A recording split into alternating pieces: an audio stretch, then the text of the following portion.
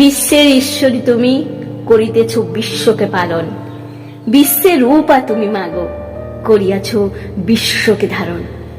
শিব ব্রহ্মা বিষ্ণু আদি পূজা করে সবাই তোমায়।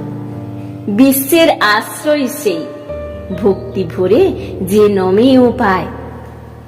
নমস্কার, স্বামী বিশ্বাসচন্দ্রজি মহারাজের লেখা শিশুদের মা সারদা দেবী বই থেকে আজকে আমি তারকেশ্বরে, বৃন্দাবনে ও স্বামীর ভিটে এই গল্পগুলি পাঠ করে শোনাবো।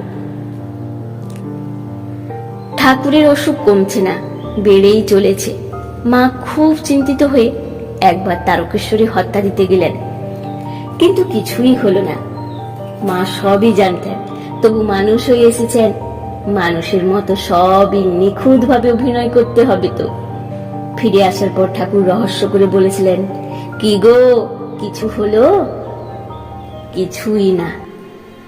1886 খ্রিস্টাব্দের 16ই আগস্ট রাত্রি 1টায় শ্রীরামকৃষ্ণের মহা সমাধি হলো, আর ভাঙল না।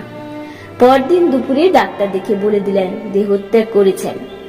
মা শুনে ঠাকুরের বিছানার পাশে বসে গলা ছেড়ে কেঁদে উঠলেন। কিন্তু কি বলে কাঁদলেন জানো? বললেন, মা কালী গো, কি দোষে আমায় ছেড়ে গেলে গো? ঠাকুর যেমন সর্বদা মাকে মা কালী বলে দেখতে পেতেন, ওই কান্না শুনেই বুঝতে পারছ মাও তেমনি ঠাকুরকে মা কালী বলেই দেখতেন। সেই কালো মেয়েটিও তো তাই জানিয়ে গেলেন। সন্ধ্যাকালে মা বিধবার বেশ ধারণ করতে গেলেন। বিধবারা তখন কোনো গয়না পরত না, পাড় না দেওয়া থান কাপড় পরত। ঠাকুরের অসুখ হবার পর দক্ষিণেশ্বরেই মা বেশিরভাগ গয়না খুলে রেখেছিলেন। গায়েও অল্প কিছু ছিল। মা যেই হাত থেকে বালা খুলতে গেছেন, অমনি ঠাকুর তাকে দেখা দিয়ে তার হাত চেপে ধরে বললেন, আমি কি মরেছি যে তুমি ত্রয়স্ত্রী জিনিস হাত থেকে খুলে ফেলছ? মা আর বালা খুললেন না, একগাছি হারও গলায় রইল, আর নিজের লাল পেড়ে শাড়ির পাড় ছেড়ে সরু করে তাই পরলেন। এরপর মা বরাবর এই বেশি থাকতেন।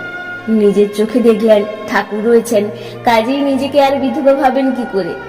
শুধু এবারেই নয়, এরপর ঠাকুর আরো বহুবার মাকে দেখা দিয়েছেন। 5 দিন পর ভক্তেরা মাকে কাশীপুর থেকে বলরাম বাবুর বাড়ি নিয়ে এলেন। সেখানে 8 দিন থাকার পর ঠাকুরের কয়েকজন স্ত্রী ভক্ত এবং লাট্টু মহারাজ, যুগীর মহারাজ প্রভৃতির সঙ্গে 1886 খ্রিস্টাব্দের 30 আগস্ট মা তীর্থযাত্রা করেন। বৈদ্যনাথ, কাশী ও অযোধ্যা হয়ে বৃন্দাবনে আসেন। বৃন্দাবনে প্রায় 1 বছর ছিলেন। কাশীতে বিশ্বনাথের আরতি দর্শনের সময় ঠাকুর আবার তাকে দেখা দেন এবং হাত ধরে সেখান থেকে তার বাসায় পৌঁছে দিয়ে যান। বৃন্দাবনের পথে মা আবার ঠাকুরকে দেখেন। ট্রেনে যাবার সময় জানালায় হাত রেখে শুয়েছিলেন। হাতে ঠাকুরের সোনার ইষ্টকবচটি পরা ছিল। হঠাৎ দেখেন ঠাকুর জানলা দিয়ে মুখ বাড়িয়ে বলছেন, দেখো কবচটি যেন না হারায়। মা তখনই সেটি খুলে বাক্সে রেখে দিলেন। ঠাকুরের দেহত্যাগের 4-5 দিন আগে মা সেটি পেয়েছিলেন। তখন থেকেই নিজের হাতে পরতেন। ঠাকুরকে বহুবার দেখলেন, তবু মা বৃন্দাবনে এসে বিরোহিণী রাধার মতো ব্যাকুল হয়ে কাঁদতেন। পরে ঠাকুর আবার দেখা দিলেন, বললেন, হ্যাঁ গো, তোমরা এত কাঁদছো কেন? এই তো আমি রয়েছি, গেছি কোথায়? এই যেমন এ ঘর আর ও ঘর। এরপর মা আনন্দে বালিকার মতো মন্দিরে মন্দিরে ঘুরে বেড়াতেন। এই সময় বৃন্দাবনে মা বলেছিলেন, আমি রাধা মন্দিরে শ্রীকৃষ্ণের কাছে প্রার্থনা করেছিলেন, কারো যেন দোষ না দেখি। বৃন্দাবনবাসীর শেষাশেষি মা হরিদ্বার গিয়ে ব্রহ্মকুণ্ডে ঠাকুরের নখকেশ বিসর্জন দেন। বৃন্দাবন থেকে ফেরার পথে প্রয়াগে নেমে ত্রিবেণীর জলেও ঠাকুরের কেশ দিলেন। 1887 খ্রিস্টাব্দের 31 আগস্ট কলকাতা ফিরে মা সেপ্টেম্বরে কামারপুকুর যান। ঠাকুর তাকে বলেছিলেন, যে যেখানেই তোমাকে রাখুক, কামারপুকুরের ঘরটি রেখো, নিজের ঘরখানি কখনো নষ্ট করো না। বলেছিলেন, সেখানে থাকবে, শাক ভাত খাবে আর হরি নাম করবে। মা কামারপুকুরের সেই কুঁড়ে ঘরটিতে থাকতেন।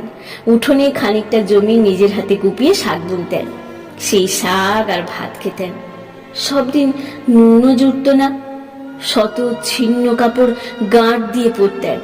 এত অভাব, এত কষ্ট, তবুও কারো কাছে কিছুই চাইতেন না, কাউকে নিজের কষ্ট জানাতেনও না।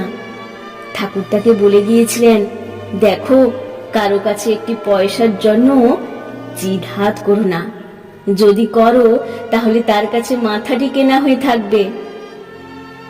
পাড়া গাঁ, মা ব্রাহ্মণের বিধবা, অথচ হাতে বালা, গলায় হার, পরনে সরু লাল পেরেশ কাপড়। এই নিয়ে কথা উঠল। মা শুনে এসব খুলে রাখলেন। ঠাকুর আবার দেখা দিয়ে ওসব পড়তে বলেন। মা দেখেন ঠাকুরের পা থেকে গঙ্গা বয়ে যাচ্ছে। দেখে রঘুবীরের মন্দিরের পাশের জবা গাছ থেকে মুঠো মুঠো জবা ফুল তুলে গঙ্গা জলে অঞ্জলি দিলেন। এরপর মা আবার বালা ইত্যাদি পড়লেন। একলা থাকতে মায়ের ভয়ও হতো। মা বললেন, তারপর ঠাকুরের দেখা পেতে লাগলো। তখন ভয় চলে গেল। ঠাকুর একদিন খিচুড়ি খেতে চাইলে মা রান্না করে রঘুবীরকে ভোগ দিলেন।